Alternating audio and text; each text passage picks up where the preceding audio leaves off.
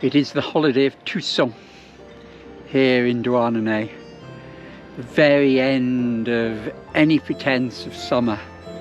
This is the last day today of summertime, and tomorrow morning we start on winter time.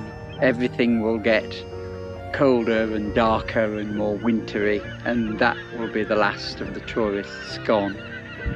And so we look back on the year that's passed, and we remember the big boat festival here in the summer. One of the things I had to do was to give some talks. Créer dans un esprit de liberté et de faire des choses très simples.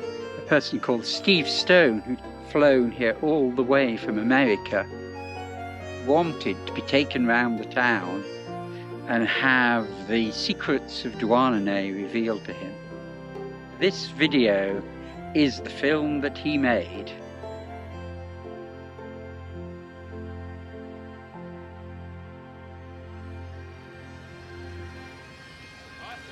So you've been to Douarnenez and seen it on fêtes, seen it with the boat festival, but it is an ordinary little fishing port, and it would be nice to just have a wander around now the festival has finished, away from the harbour, and see the little back streets of Douarnenez and what the character of this little town is like when you get away from the bars on the harbour front.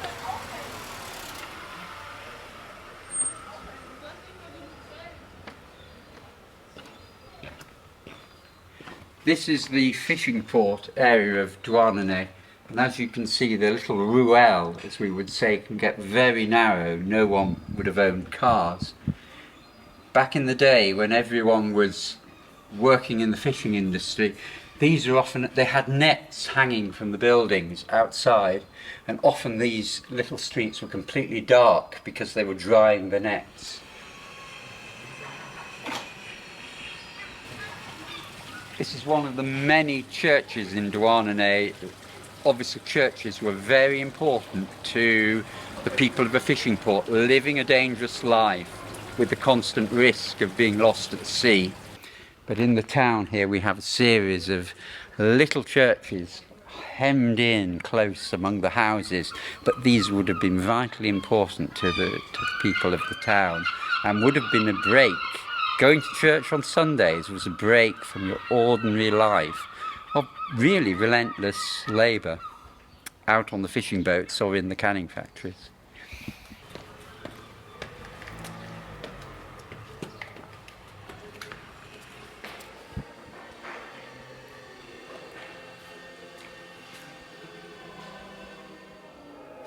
You often get model boats in Breton churches because they were seeking protection for their difficult lives at sea.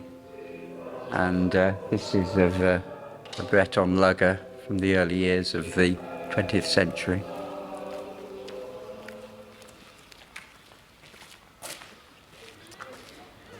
France does seem to have maintained lots of little shops.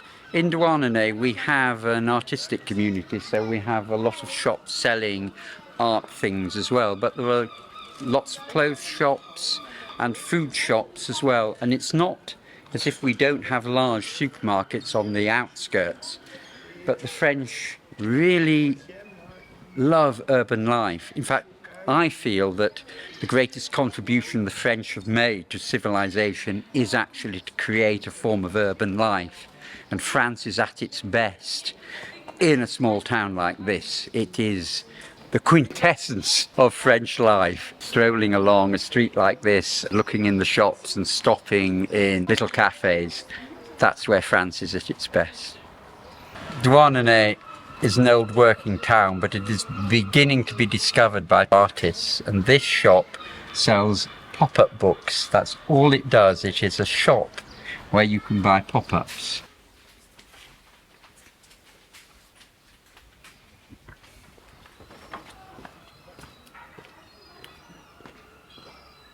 This is the market hall in the centre of Douarnenez, so we'll just go in here and see if we can pick up some fresh vegetables.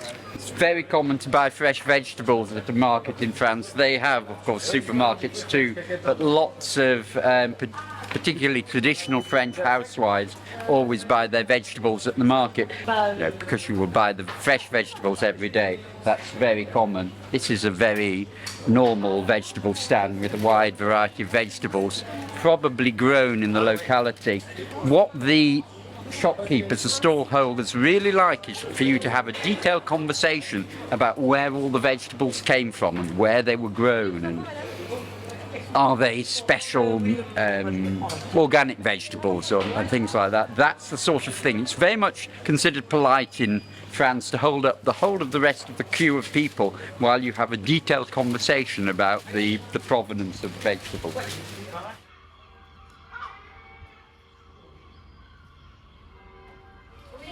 There's a celebrated poet in Douarnenez called Georges Perez. He's dead now, but he came here on a motorbike in the 1950s, and he wrote all about it in one of his books. And his son runs this junk shop in this back street in Douarnenez, just by the market hall where we've just visited. Place. It's good, isn't it? Yes.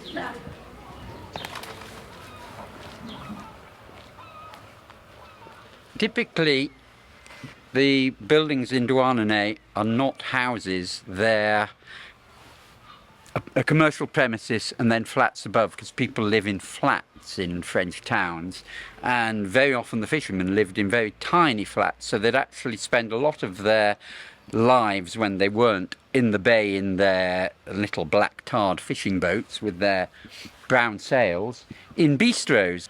So at the bottom is the old bistro, and above we have floors of apartments, 3 floors of apartments. At one time there were over 150 bistros in the town, lots of little bistros just like this one, which obviously now closed, and they were used as banks. The fishermen would come ashore, they would sell their fish in the fish market, and they would have many francs, and they would give the francs to the owner of the bistro, and then they would eat there, because flats were often too small really to cook there, and they were really too small for the men to live in with their families. Their families would mostly live in the flats, and so they would be spending their lives in the bistro, and they would just eat the food in the bistro, and whatever money was left, that would be the money they could spend. That was how the economy of Douarnenez worked well into the 20th century.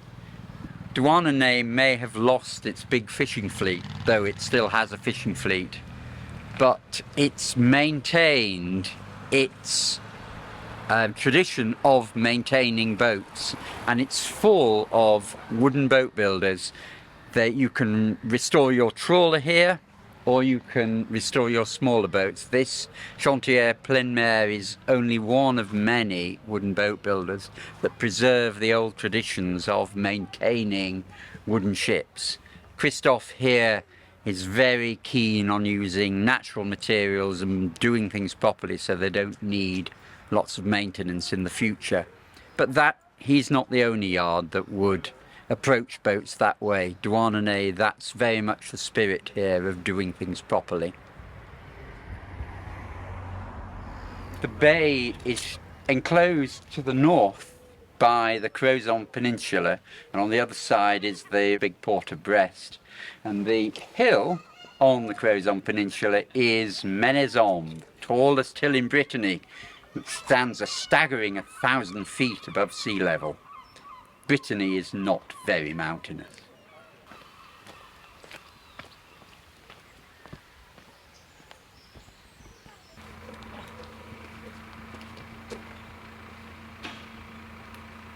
This is called Les Plomards, and it's a traditional fishing hamlet just to the east of the main town of Douarnenez, down in the bay there. And you can see the houses of this hamlet standing on this hill, and fishermen were living here until after the Second World War, and it's been preserved by an accident of history really. It's never been developed, and the commune has taken it over as simple accommodation for people walking round the coastal path of Brittany.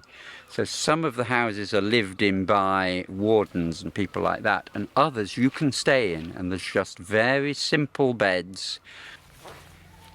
This was the front door of one of the houses, and you here get a sense in this ruined one of what they were like. A single room and a huge fireplace at one end where the family would have cooked their food, but everyone would have lived in basically in one room with a little loft above a grenier. This is called a lavoir, and when I first used to come to France with my parents when I was very young, these were still in use in Brittany. The old women were still dressed in traditional dress at that time, in the 1960s. Long black dresses. There used to be one of these by every town or village in France. And they would kneel down and they would beat their clothes on the stones around and rinse them in the clean fresh water of the stream. And my mother went and asked the women and said, well, why don't you use a washing machine like we do? And they said, well, we have washing machines in France, but we much prefer to wash our clothes with our friends. So we continue to use the lavoir. Nowadays, you don't see people washing their clothes in lavoir, much as it's probably a very ecological thing to do, which is perhaps sad. But there is a tradition that survives in Douarnenez, and that is the Queen of Man, which is the dessert, the cake of Douarnenez. And maybe we should go into town and buy one.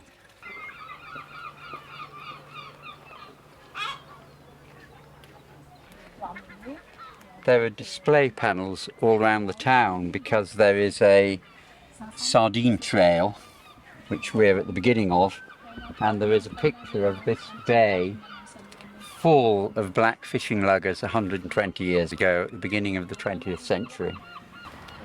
This is Poru, another port in Douarnenez. We actually have 3 ports.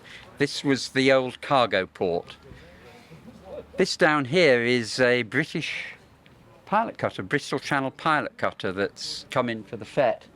And behind her, astern of her, you can see Skellig. Skellig is a replica of the langoustier, the pot boats basically. They fished for langoustine or lobsters and they laid pots in the bay, and that's what the fishing industry became in Douarnenez by the 1930s. That's basically an interwar ship. Still a sailing boat, as you can see.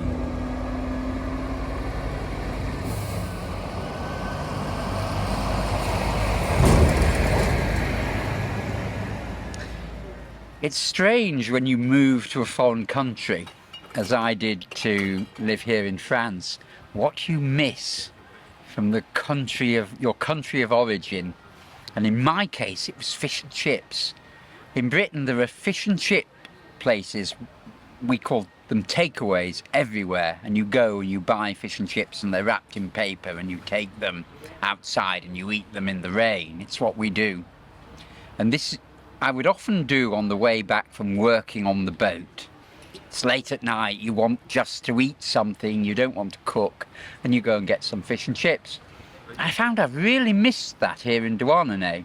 The French don't really do fish and chip takeaways, it's not what the French do.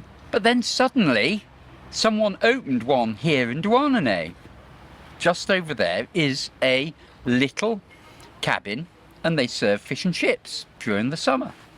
Here they are. It's fresh fish from the local fish market and they're done properly. Proper fish and chips, proper batter, just like we have in England.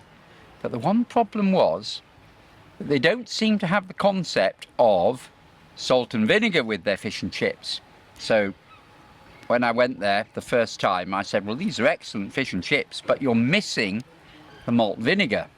And the French don't even do malt vinegar, they do wine vinegar. So they ordered specially a bottle of English malt vinegar. And now if you go to the fish and chip cabin in Douarnenez, you will find there is a bottle of malt vinegar on the counter. And that's really Roger's malt vinegar. It's there because I demanded it. So you can put your malt vinegar and eat proper fish and chips, which is what I've just had, indeed what I'm just having. It's really good. One of the great dishes of the world is fish and chips. Don't let anyone tell you otherwise.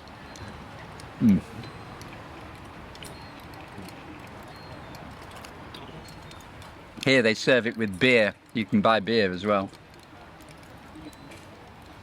which is an improvement. British fish and chip shops don't actually serve beer, so yeah.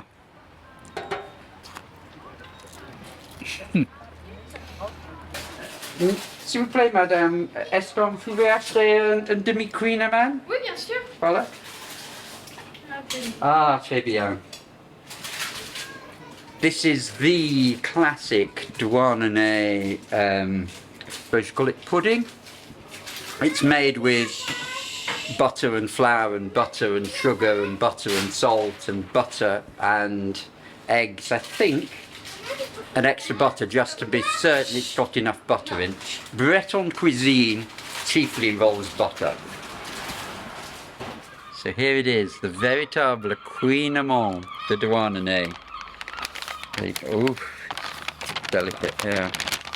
This is very solid. This will do for 10 of us, probably. But anyway, this is my house, so we're going to go inside. I bought this recently, I'm still doing it up, so we're going to go inside and see how we do trying to eat this. I've never tried to open my door holding a Queen Amand before, it's quite ticklish.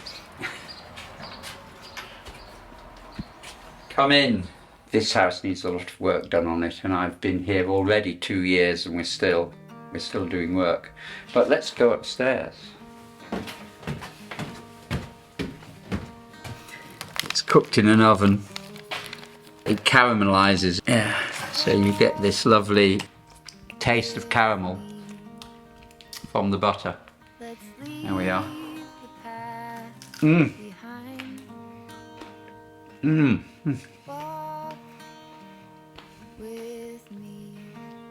Steve should have some as well. That's why I cut 2 pieces, but I might eat both. There you are. Try a piece. You'll like that. It's really good. It's very simple, but really luscious. Very interesting pudding, tart, whatever it is.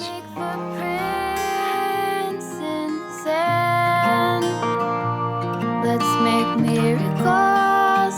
Come hold my hand. Let's fly.